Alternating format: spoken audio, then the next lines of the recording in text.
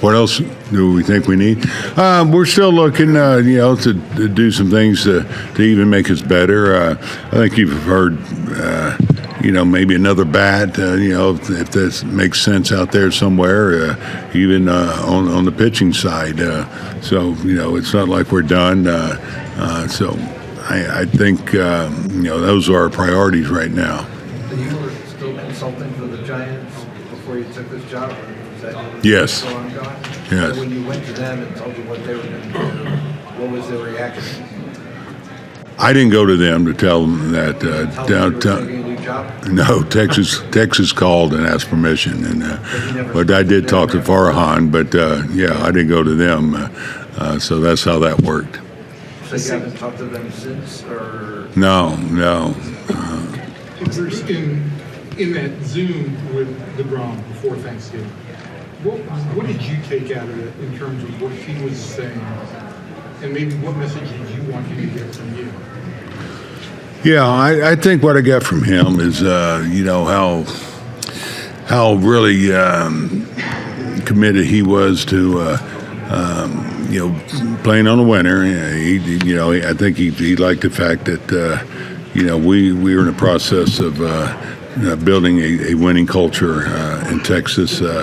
A man, very humble man that wants to, he just wants to pitch, and a guy that also wants to be a good teammate. That was, excited to listen to what we had to offer. And for me, again, when you're in that conversation, you don't know where you're at or where you stand. But the fact that he and his wife Stacy, they showed a tremendous interest in what we had and the possibilities of what could happen with Texas baseball. So when Chris Young came to your house, and then Ray Davis came to your house, the sales pitch, that totally makes sense. But I'm curious, what questions did you have for them before you were content that it was the right fit for you? Yeah, my questions probably more than anything was really what their vision was. That was important to me on where they thought they stood, on what they were looking to do. And it's a tough division. I mean, they have the best team in baseball. They're the world champions against Seattle, but they've had a couple difficult years. Let's be honest, and so that was important for me to kind of hear what their plan, their vision was, to help get this turned around. Was there anything specific? I mean, I know you mentioned that they want to win, that they're pushing, that they're building towards a winner, but was there anything specific about their vision that they told you that was like, okay, that's it, we're good? Yeah.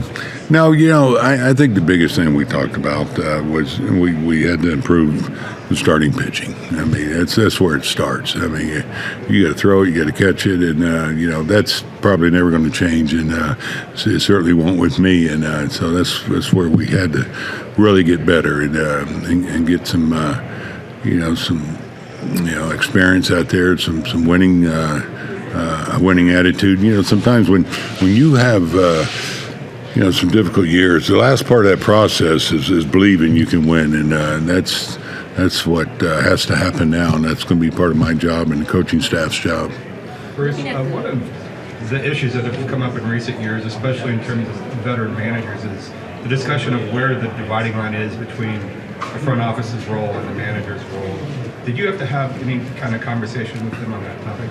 It's not. It wasn't what I brought up, but it was discussed because that might have been a concern. But it's all about working together. I can work with anybody as long as we're working together. Analytics, you have to be open-minded. Yeah, I mean, you want all the information you can get. It's so valuable, but also I think it's important that you have the freedom to do some things that make sense to you, and so it's putting both sides together, as they say, a marriage of both, and so sure we talked about it because I don't want them to think I'm old school and I'm not open-minded to anything. I've always used analytics.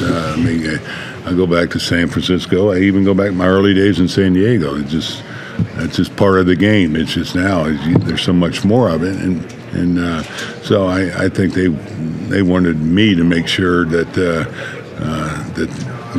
they understand that, and it's not every decision is not going to be driven by analytics. Does anything get rusty a few years away, or have you just done this way too long for that to ever be the case? I don't know.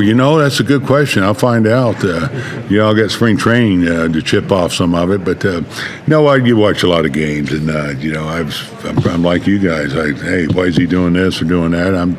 There's been some rule changes, so there's some things I got to catch up with. The rules, analytics, things like that. I'll be working on to make sure I'm up to date with everything. Were there any of the new rule changes that will be taking effect next year that really caught your attention and seemed like an adjustment for you? They all kind of catch your attention because you've done, you've done things so long that a rule is going to raise some eyebrows, I think. But the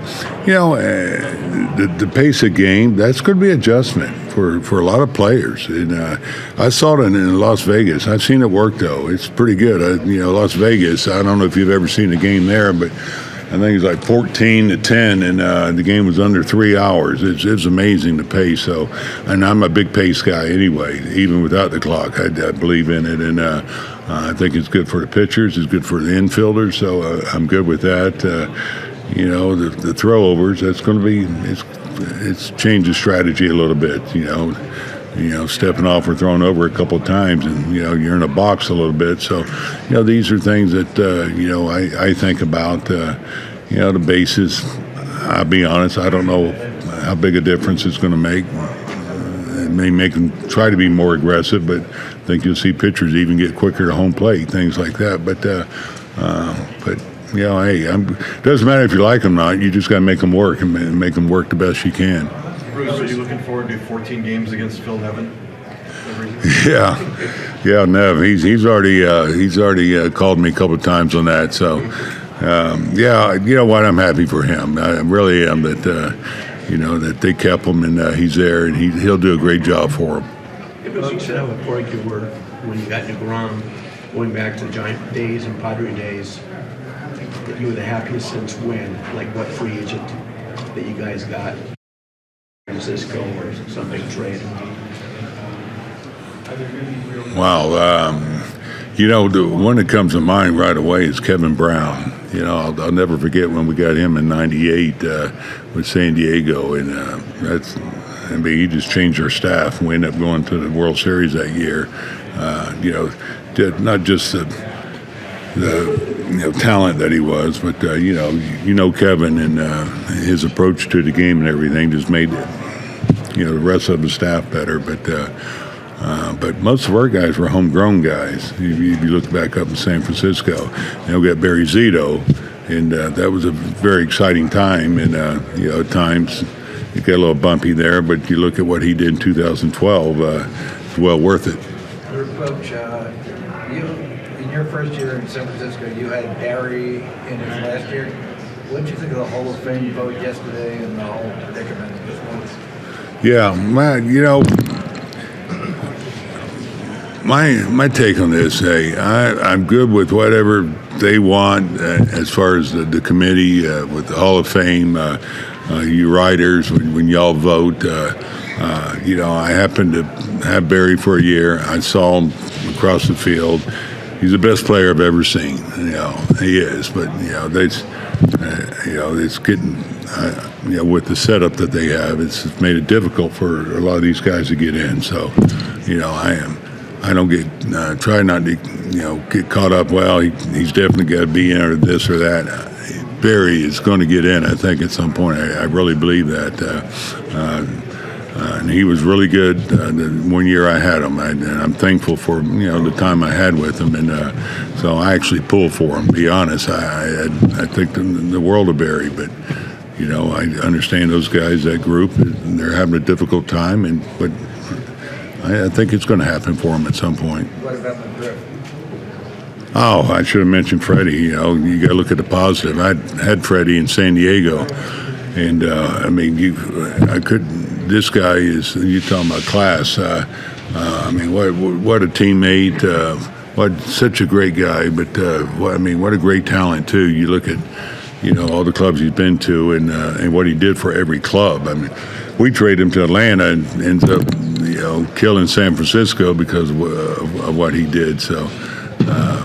Freddie deserves to be in there, and I couldn't be happier for him. And in fact, I need to fire him a text. I'm glad you reminded me. Butch, can you go back to, you were just talking about Kevin Brown acquisition with San Diego. And I think that year you also brought in Dave Stewart as pitching coach, right? So you had a new pitching coach, you had a guy at the top of your rotation. Can you explain a little bit more like how the staff, the mindset, you started to allude a little bit. Yeah, I'll use another name on this, Evan.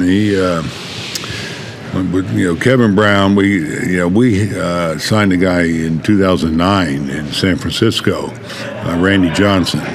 This is Randy toward in his career, and he won his 300th, but he wasn't the big unit like he used to be, but. The impact that he made on that staff, on Tim Lincecum and Kane and those guys. I know Timmy, I think, won a Cy Young, and his comment was, "Really, you're happy with one?"